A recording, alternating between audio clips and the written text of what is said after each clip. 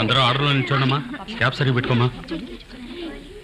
ప్రియా, నిన్నే క్యాబ్ సరిగ్గా పెట్టుకో. రెడీ. అందరూ చక్కగా నవ్వుతూ ఉండాలి. మధ్యలో ఉన్న మీరు నవ్వండమ్మా. కొంచెం నవ్వండి. స్టడీ.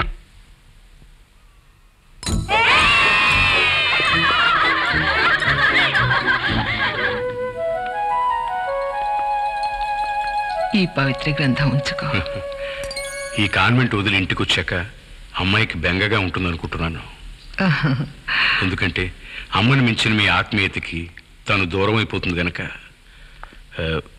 మీకు ఎలా కృతజ్ఞతలు చెప్పాలో తెలియటం లేదు మదర్. ఈ కాలంలో వినయం, వివేకం, సహనం, సభ్యత ఇవన్నీ ఈ వయసులో అవ్వటం కష్టం. ప్రియా, అందరి స్టూడెంట్స్ని ఏమడిగానో అదే నిన్ను అడుగుతున్నాను. భవిష్యత్తు గురించి ఏమనుకున్నావమ్మా?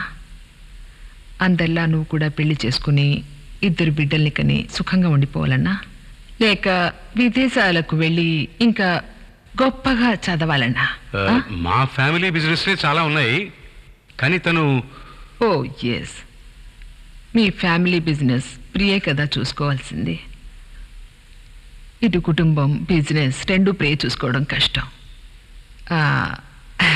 మీ ఫీల్డ్లోనే ఏదైనా సంబంధం చూస్తే ప్రాబ్లమ్స్ ఉండవు కదా, అడ్జస్ట్ అవుతారు. మా ఫ్యామిలీ బిజినెస్సే కంటిన్యూ చేయమని అన్ను.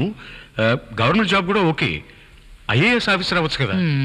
వద్దులేండి, రోజు రాజకీయ వాదులతోనే గడిచిపోతుంది. కావాలంటే డాక్టర్ చదవచ్చు.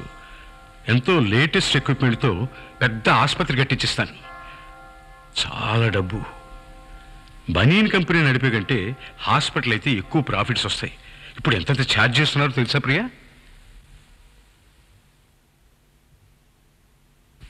నాకు నన్నవ్వాలనుంది.